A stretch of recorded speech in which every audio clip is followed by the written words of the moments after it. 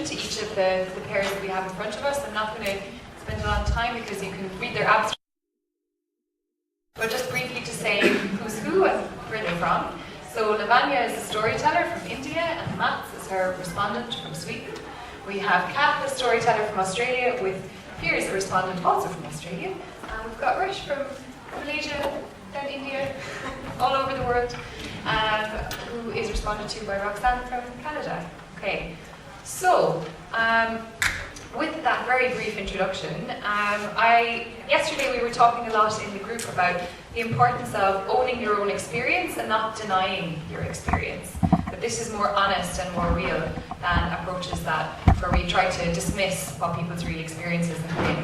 So I want to ask each of the pairs what they think about that idea of owning your own experience and why is that important. So Lavanya and Mats, I might start with you. There's a mic in front of you.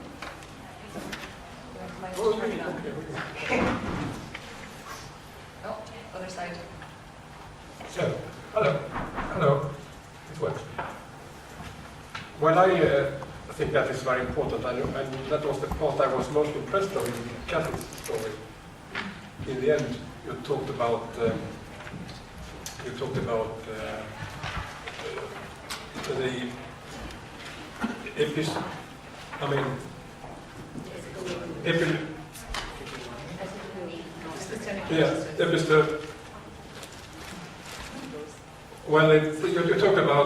this about the injustice, and it was also not only the injustice you think about in ordinary times, but about the testimonial injustice and the hermeneutical injustice that you are denied also your own interpretation. Even if you have a good interpretation, it's the hermeneutical injustice is that it is just dismissed. And you talk about this, about the ethical loneliness. You're citing some authors, ethical loneliness, which are very well recognized. I mean, this is so awful. I mean, you have this experience of oppression, about almost torture sometimes, and or abuse, or whatever it is, in different forms. And then when you're trying to talk about this, it's totally ignored as it doesn't exist, because the general public, politicians, friends, everybody don't believe in it. So suddenly you are, and I'm not only my friend, but also as a witness, because I'm a witness now. I'm working with 30 years in the movement and supporting people and visiting people, and heard all these stories. And when I try to bring those stories to others, to politicians or whoever, they just deny it. So you're sitting with an experience where you know something which is existing in reality, but you cannot get it out to anybody because they deny it from the beginning. It's a very strange situation to know something which really has happened, but everybody denies it. And I think that is why it's so important that you have the ownership of your own story. I think it is extremely important that we own our stories, because one thing is people will always try to find ways to put you down when you share experiences like this. Most people who don't understand the CRPD paradigm will try to put you down because they're used to a traditional way of thinking. So if you don't own your experiences, then who will? And also, if you own your experiences and theorize and tell other people how you're able to get over them, how you're able to overcome the worst obstacles in life, then it becomes an inspiration for several others in the same space to do so also in their lives. And the other thing is, owning one's experience is very important when it comes to combating stigma. Because if you don't own your experience, as I said earlier, then who will? So if you want to combat stigma, it is very important that you own your experience. That is what makes you who you are. That's what makes you who you are as a human being. And that in the end is what empowers you as a human being. Just that some words, I think we shouldn't use, even this strange experience, the extraordinary experience, you have the ownership of them. And you shouldn't use words like delusions, because already you have a judgment in it. Lars Romme, who is a retired professor of psychiatry, he instead called it unusual belief. I mean, det är unusual belief, nobody will believe it, but it's a called delusion. You have already said that it's not valid.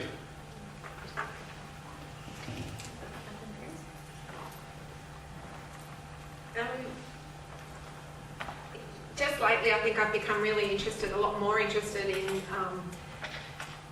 accepting everything that's happened, everything that I've thought about when I was mad, and everything that kind of happened, and the kind of different people that I've been across different periods of time, including things like, and I've shared this as well in public sort of spaces before, thinking that I am from Venus and I'm only here for the cats. So actually believing that, and that's an incredibly important, at the time that I was experiencing this was an incredibly important thing. And I didn't realise until, actually I was in Galway earlier in the year, that I think that process was about finding a way to be competent in the world at a time when ordinary ways of being weren't available to me. It wasn't possible for me to be in the world in the way that I might have been at other times. So coming from another planet and only being here for the cats, not the human beings, I didn't like the human beings, was actually really, really important as a way to stay connected. So a psychiatrist might interpret that as dissociation or delusions, but in reclaiming that for myself, I actually really see that as a way to stay, a way to stay in the world and kind of be in the world and still make sense. And so more and more, this kind of accepting of different kinds of experiences, I'm finding that's starting to be really exciting to me and of real interest. I remember when I first started getting involved with mental health activism, there was a prominent service user in Melbourne who was telling me about a man in a hospital who incessantly touched things, and he thought that if he tapped things 10 million times he would get a car and a wife. He was a homeless man, and his service user was recounting staff yelling at him, telling him that he was delusional and that he was psychotic and that he needed to take these medications. Now, this service user saw what was going on and said, well, he's homeless, he's alone, he's been assaulted on the street. If he is having this belief that this is what's going to happen to him if he touches something 10 minutes, why take that away? Why seek to take that away from him? And I think what we were doing through the process of engaging together was exploring the narratives that not just come from people like Kath and some of the experiences that I've had, but the kind of narratives that have informed the CRPD, because a lot of critics will say that it's just not realistic, that its approach to legal capacity or acknowledging people's agency is somewhat sort of fantastical. But we're arguing, in fact, that it's more realistic to consider these experiences that are disorienting and frightening and sometimes chaotic and so on, to actually incorporate that into the construction in law of what a person is. And that once we have a more honest appraisal about who the person is that's at the centre of law, the more sensitive the responses can be. And I think the architects of the convention were really able to bring their personal experience, so grounded in very, very lived matters, along with their theoretical sophistication, because I don't want to suggest that it was merely their lived experience, but I think emotion and the body is what informs that theoretical sophistication, which I think is very evident in Kat's account, which I hope everyone here will be able to read. And just one final point on this idea of people owning their narrative. I drew on this idea of narrative agency in my response to Kat's work, which I think really well characterises what the story pushed across, and that was this investment in the person as someone who can be quite spoiled, quite weighed down and shaped by power imbalances and structures which oppress. And that can lead to the spoiling of identities, and I think that's a really useful term in the disability space. Many of us have seen people who've had identities spoiled by power structures. But this narrative agency is invested in the unlimited emancipatory potential of the storyteller to reclaim their story and to own that. So, Rex and Roxanne, do you want to comment on that, about owning your own experiences and why it's important? I'm going to say something just really brief. And it's, Reshma and I had for me, it was the delight of working really intensely in Prague on our story in July. And we took a break one night and wandered around and ended up in a bar where we were able to drink Guinness. But we encountered an American student who was about 19 years old, who was incessantly on his device and who was trying to make at times small talk with us. And we began to have a fairly inane conversation with him. And in about 10 minutes into the conversation, Reshma told him about the fact that she heard voices.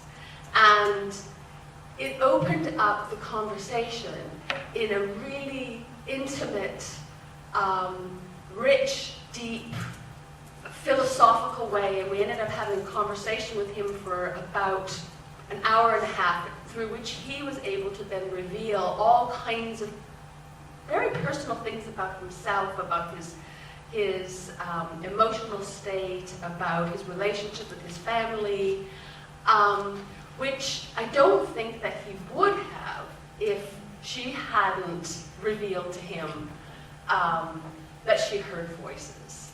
And so I actually experienced that as a very liberating act for him. Yeah, I think it's pretty much echoing what everybody's saying, because owning your experience is owning your identity and telling the world about it. Because if you want to hear the horse's name, you have to hear it from the horse and not the stable owner. And in psychiatry, it's the opposite. We only hear it from the doctors talking about the so-called schizophrenic. And when I started with just simple things, when I watch movies where there are criminals who are put on stand and they get to testify, for some reason, their capacity is not questioned. Their awareness is not questioned. But you don't see the person with schizophrenia being treated the same way. And that's why I think owning this is very important, because then when you're talking to somebody else, they can connect to you as a human being, because at the end of it, we're all really looking for a connection.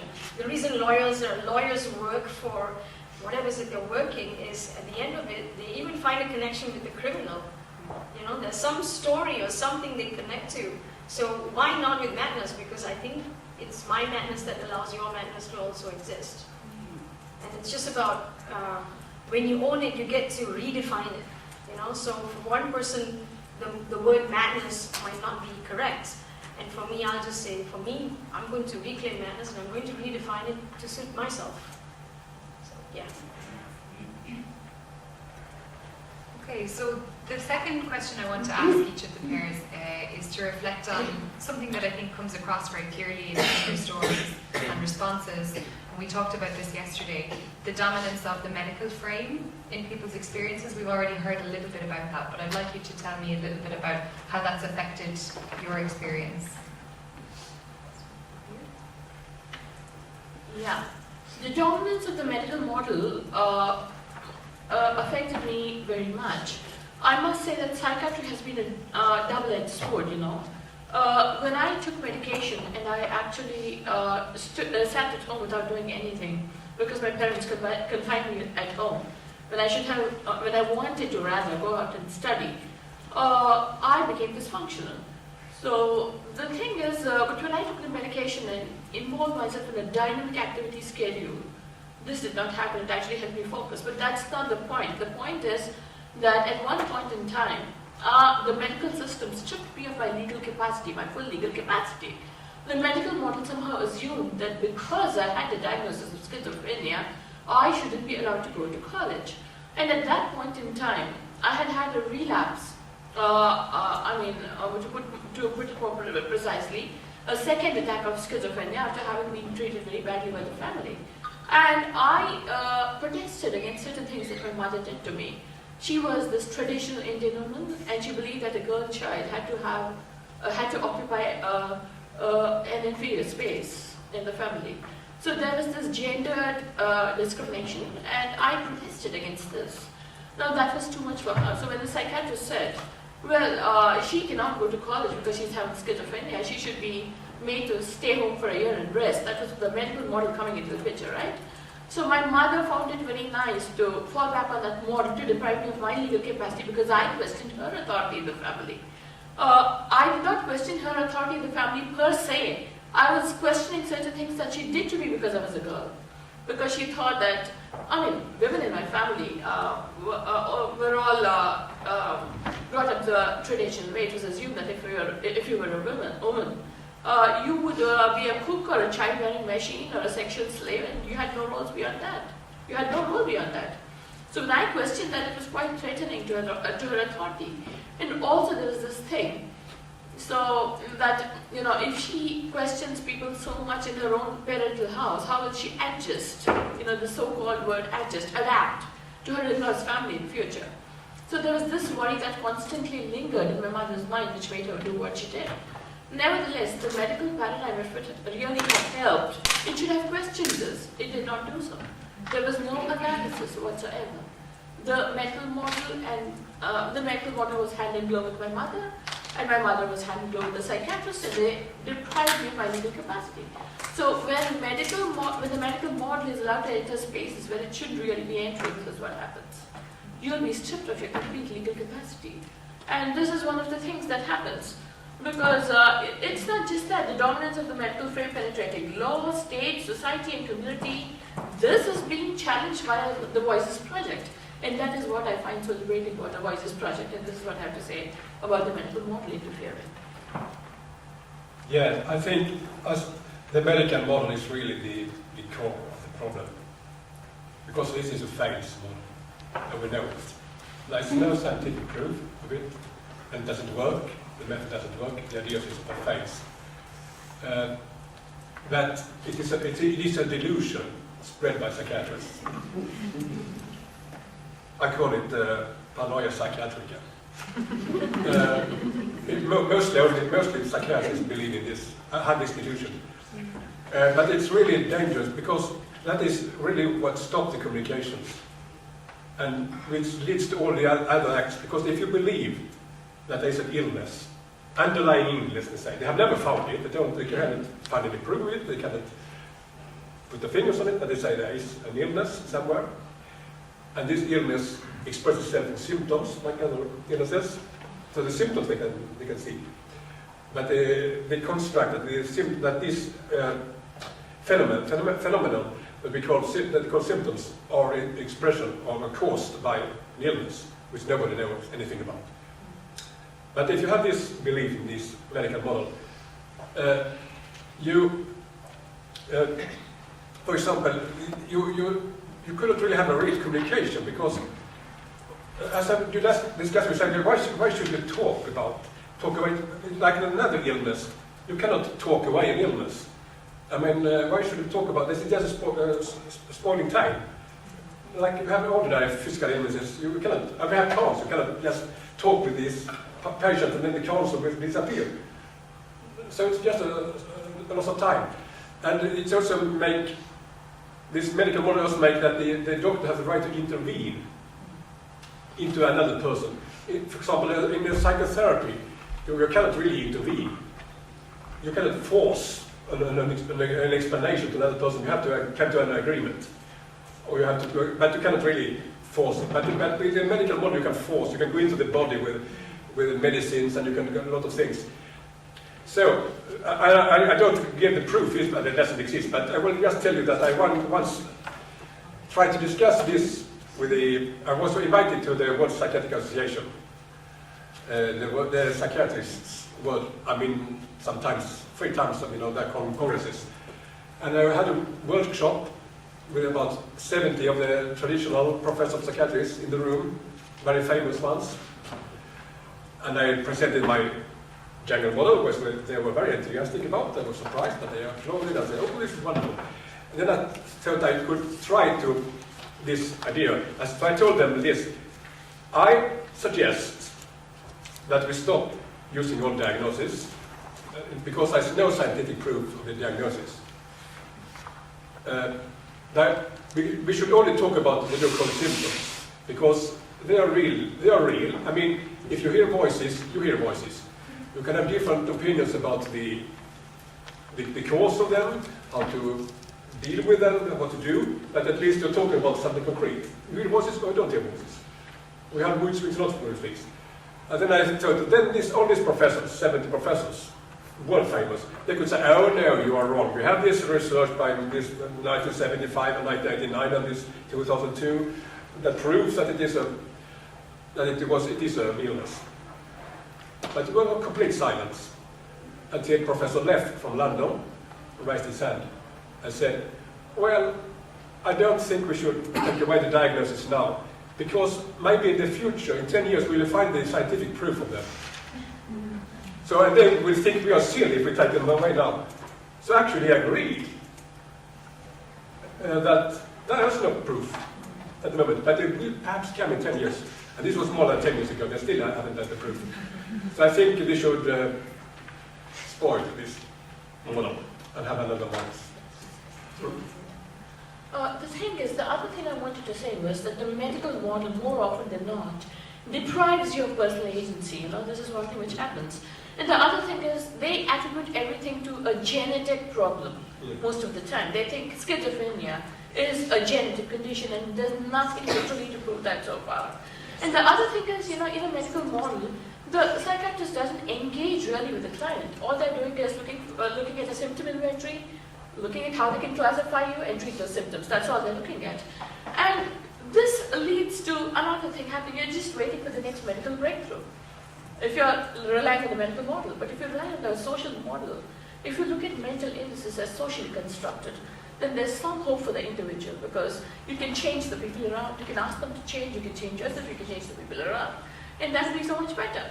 And also the medical model locates pathology in the person. What the CRPD is specifically saying is that the pathology could be as well as in the person, not necessarily in the person. It's people around who could be having a problem, not just the individual. And that is why my sincere desire is for madness to truly become a civilization event. And that will never happen with the mental model.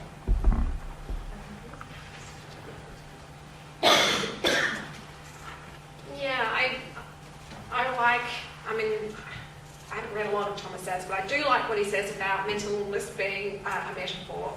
For me, that would be fairly accurate. That's how I like to think about it.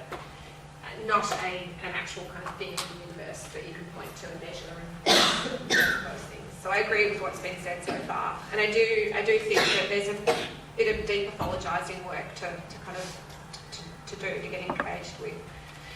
And I think that I also agree that CPR the convention is a really good tool to sort of do some of that work. I think that what the medical model does is kind of divorce us from our existential crises, if that's part of what we're experiencing, or things that have happened to us that we don't understand, that are traumatic. It can engender further violence on us in terms of the treatment modes that are available under that. And so I think it's quite dangerous. And what I don't like is also that it puts practitioners who are working under, say, legislation where force can be used in situations where they too are not doing the kind of work that they would like to be doing. So I think it's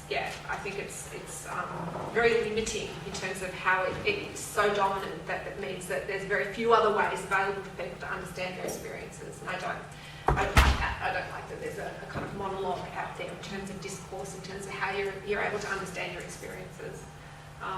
And I think that contributes to this idea that Matt was mentioning about ethical loneliness. In a way, it means that if there's no way out there to understand your experience or have those experiences mirrored in a way that makes sense to you, you can be very alienated, not only from community but from yourself, and the way that your experiences are not mirrored anywhere. I think that is incredibly, like on a much more abstract level, if you like, even though it's sort of much more internalised. I think that's also very, it's a very lonely place to be.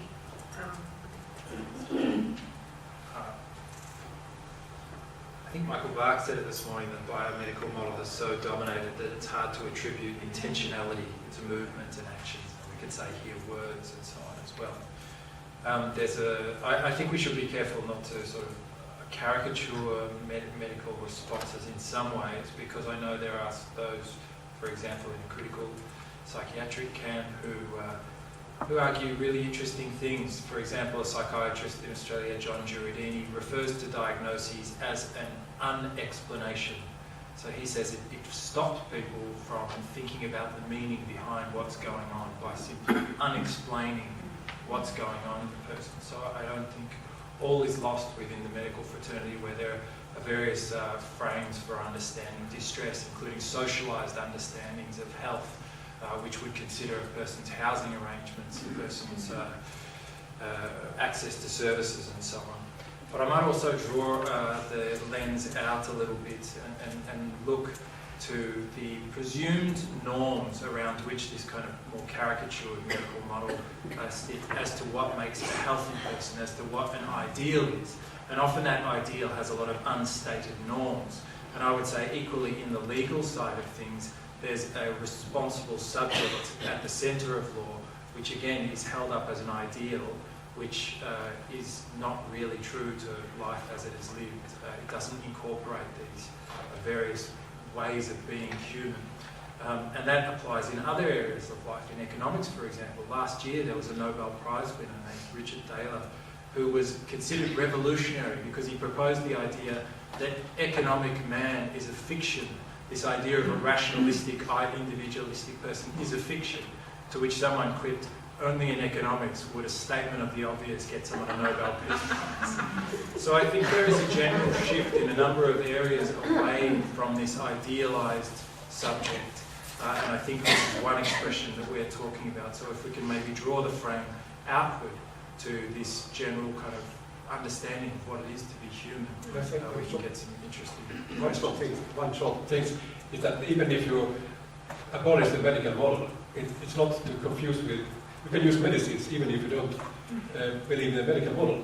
Because if you use medicine, even people... I mean, a woman, her husband dies and she's very sorry, she can have some medicines.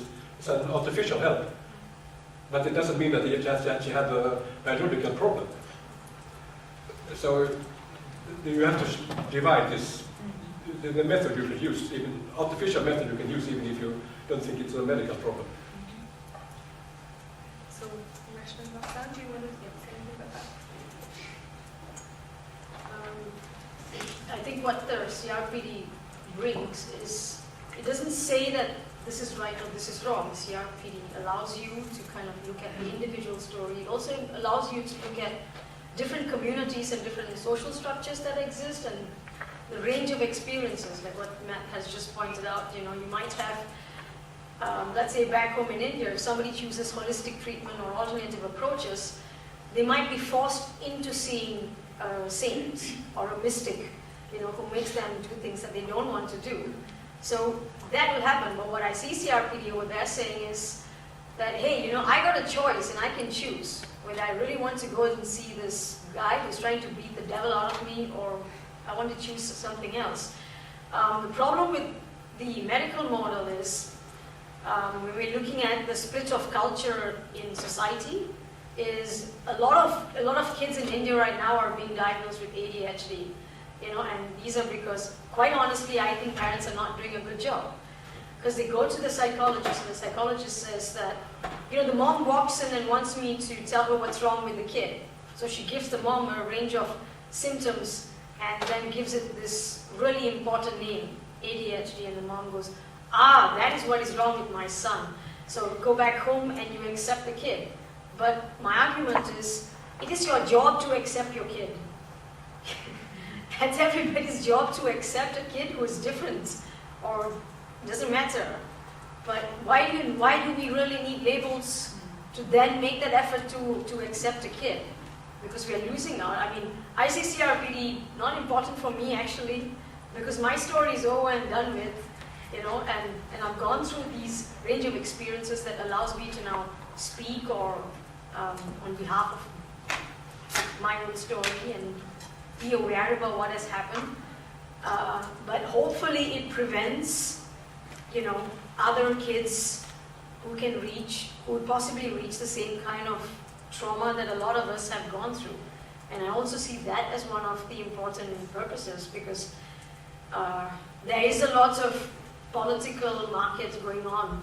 At the same time, what the medical model presents itself to, you know, once upon a time I took medications.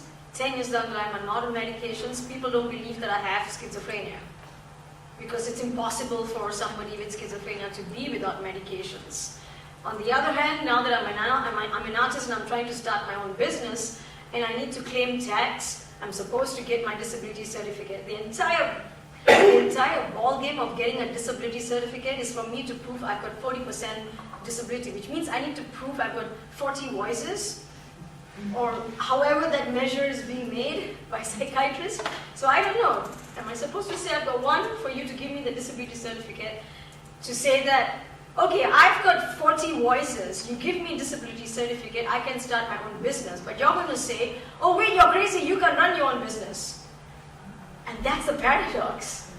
I can't, basically to me the system is built in a way that does not want me to be a functioning, independent human being. In any direction I go, whether I'm recovered and I want to be a functioning, independent human being, it's not going to allow me. Right? I don't get any rights at the end of the day. Even with my label, I can't really get the same rights. So I have to be working as a normal human being, and I just kind of got to play my game right. That's really what I've learned. And it's a hard hit when you recover and you realize that it just doesn't help you. I mean, at no level does the label schizophrenia help. Because for some reason everybody's afraid of me and not the creep next door. So my final question to our panelists is to tell us something that made a positive difference in your experience. Yeah. What made a positive difference was this. My mother offered unequivocal support once I was diagnosed with the condition. I mean, not immediately though. After a few years of being diagnosed with the condition, and when she saw how I suffered, and what the label did to me, and what her adherence to the medical model did to me, and all of that. So she gave me, I mean, she's nobody to give me. She allowed me my personal agency. I was allowed to articulate what I felt was right, what I felt was wrong, what I thought needed to be done, and why it needed to be done a particular way. So I was allowed that agency to articulate my wishes, my wants, my desires, and why I wanted to follow a particular plan of action. And I think it began with her encouraging me to study, because I knew very well, as in India mostly, unless you have a proper educational qualification, at least a graduate degree, so to say, in our circles, in the kind of culture I come from, my family culture, my personal family culture, I mean, unless you have a good education, you're not respected. What is required is a basic degree at least. And for people to even listen to you, you require that basic education backup. So I did not have a degree because the doctor called me a mental failure. In fact, she told my mother, don't send her to college. She will not study. Just put her in a correspondence course and allow her to take her courses from home and pass her exams, and that'll be it. But I said to my mother, no, I disagree with this. I will not agree with this. I want to go to college. I want to mingle with people. I want to mix with people. I want to learn. I want to interact.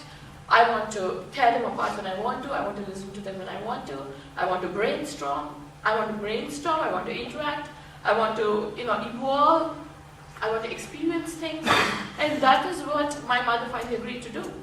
So she told the doctor, no, my daughter is going to go to college. Now, the thing is, I finished my degree. Basically, it was with a lot of support from my mother. Because I was one person who sat in one corner of my room and shuddered and shivered. And that was the only thing I'd be doing for the whole day when I was confined at home. But when I was allowed to go to college, although my father didn't want me to go, my mother said, let's allow her to do this one last time and see what she really achieves. So I went to college. I ended up winning the gold medal in my bachelor's degree. And then I did my master's, and throughout all of this, through all of this. My mother held me in her lap the first 2 years, at least in my bachelor's. She held me in her lap whenever I studied. She practiced what was called Zen Buddhism. So when I studied and read out my lessons, she was simply focusing on the happenings in the moment. She was in the moment. She was listening to every word of what I was saying. And she was listening to my ideas, so she literally became my benefactor and my savior. So, and that's in a way the beauty of a mother-daughter relationship, I can say. Anyway, she became my benefactor, my savior, and that is what empowered me, because one thing was I was allowed to study as much as I wanted. And she agreed to put aside some of her own ambitions and goals so that I could achieve mine. And I did my bachelor's, I did my master's. With the doing of my master's and getting a gold trophy in my master's came untold freedom. Then I launched upon a PhD degree. Now what were we in the community saying? First they said, oh, she doesn't study at all, she can't be married. And then they said, she studies too much, she cannot be married. That was the problem, that was the whole problem. So then my mother said to my father, no, she is going to do what she wants to do. I'm going to let my daughter do a PhD and she will find her own partner. And that's precisely what happened. So it was this granting of agency to study, to work, to marry, complete, unadulterated devotion by a doting mother, whose intentions changed once she realized how much I suffered. And whose attitude towards me, literally took a revolutionary path. I mean to say it was revolutionized. She looked at me in a totally different light because of all the things I explained. And while I was doing my PhD, I read to her the various books that I came across, like Anderson's Civilization and so on and so forth. And I discussed a whole lot of things with her, and she always lent a helping hand. And I think that was what made the difference. And then when I finally recovered and did all of this and did a PhD and even went abroad and participated in several conferences, she called my psychiatrist to tell her what had happened and how the psychiatrist's predictions had totally failed. And the psychiatrist said, how did this happen? Did you take her to a different psychiatrist? And that was ridiculous again. So my mother said, no, we found out our own method of recovery. We evolved our own support system. That is what helped her. And that is what I think helps me too, to this day. And that is why I started the Global Women's Recovery Movement, an NGO recently. It is to hold hands with other women, to connect with women across the globe who are in similar situations, to inspire them to come out of their illness, to inspire them to recover. And the model is not rehabilitation per se. It is not rehabilitation. It doesn't have anything to do with rehabilitation. It has something to do with helping people, equipping them to find the solutions to recovery. Whatever, recovery, I mean personal recovery, not necessarily clinical recovery. And I think this is one thing.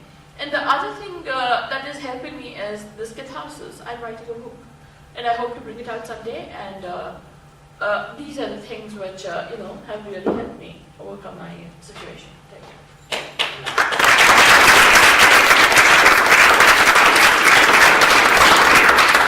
I won't say very much, but I just want to say that what Lavanya now told is one of the points I highlighted in my response. So I can say it in some other words, that what I found out when I see your story was that your mother changed from substitute decision-making to supported decision-making. Those two concepts are not really written directly in the Article 12, but it was in the discussion. I wasn't in the United Nations when they were discussing this Article 12 when we came to the conclusion. They were using these two concepts, substitute decision-making and supported decision-making. And the state delegates, they also said that there's a paradigm shift. So this is a paradigm shift from substitute decision-making, supportive. First, parents listen to the psychiatrist, who they thought is an expert. They're not experts, but they thought so, of course, and confined and refused Lavanya to go to college. And she deteriorated, became much worse, really worse. And then Lavanya succeeded to convince her mother to change what is now called supported decision-making. So she supported instead Lavanya's decision. Also in a very practical way that you just told about. I mean, really supported you to regain your ability to study, which had been destroyed when you break down. So she did that to support, and that proved to be the right way, because Lavanya's own decision was right. So the legal capacity here will really show that when you follow the decision and the will of Lavanya herself, she recovered. When you followed the intervention of the psychiatrist, it came a breakdown.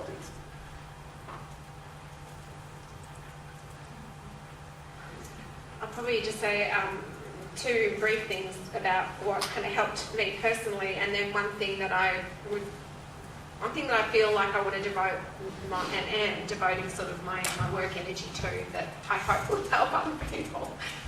You never know though. So the first thing is the consumer movement. When I first got introduced to that, oh my God, there's this political kind of force. There's these people who've been, since the 60s and 70s have actually been fighting for human rights, who actually, resisted psychiatry and who believe in liberty and freedom, and to be exposed to that for the first time was my complete kind of, that was the point where it changed me. And meeting people who I had such admiration for, who were in the movement in Melbourne where I lived, and then learning about other people across the world. So feeling like I was part of something like that felt very, very important to things changing. And the second thing is probably escaping services and never going back. I hope I never go back. Because I think I still feel like at any moment they could come marching into my life and drag me off. That feeling of being surveilled and self-monitoring in case I look too mad or do something that might be construed as too crazy. I still have that left over, like an archaic, like an artifact of I could be seen to be really nutty and hauled off. And finally, I guess, that thing that I was saying, I kind of really want to work towards is just acknowledging the violence of service delivery where it is against our will.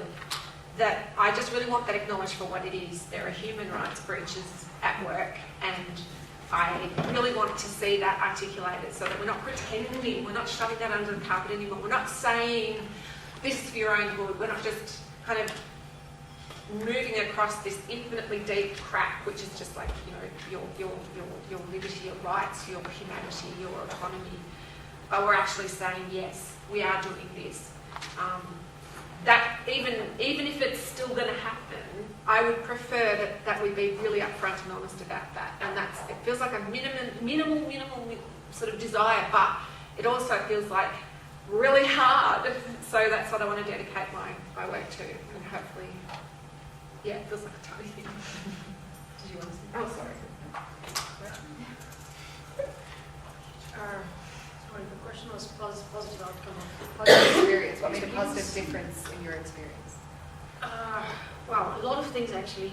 I guess I think what's helped is being rebellious, because I've been talking about my story at many different platforms. And what's great about my dad, at least, is he doesn't really carry stigma in the family, and that's not to do with schizophrenia. It's because I think just generally speaking, my dad is so much more like me too.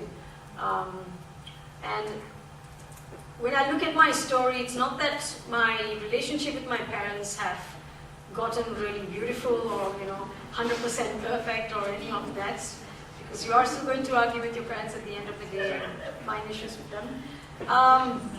But I realized advocacy actually started at home, and practicing CRPD actually started at home.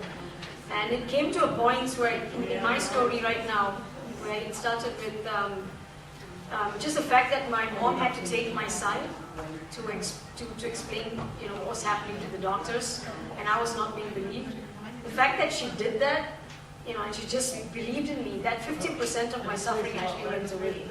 Of course, it took some time for her to get that. And that has actually influenced my work right now. I mean, I run a creative initiative for the last 7 years called The Red Door, and every time I speak to individuals, openly, just by talking about our families and how you should just communicate to your parents, and it's okay if your parents don't get you. It's got nothing to do with you being different or mad. It's just that parents don't get you sometimes, and our parents can be a lot more crazier than we are at times too, And then I saw it as a positive outcome as to how I started using my personal narrative even in my schoolwork right now with kids who are bullies. In the last 3 years, I've been just telling them how to deal with their violence and how to explain. Actually, I help them explain their violence to their parents. And they're actually doing a better job at that because they know I'm talking to them not from a place of authority, but from a place that I go through the same thing every single day, or not every single day, but now and then I have my own issues of emotional violence. And that's the power of a narrative, where I see that all of us actually have that ability to be the experts of our own story and kind of enable other people into being an expert of their own story, because it's kind of, we are being mirrors for them, and we just need to see through it. So, yeah, that's what I see it as. Okay, so we have to wrap up, but I want to open it to the floor briefly for, I'm going to say, a maximum of 3 questions.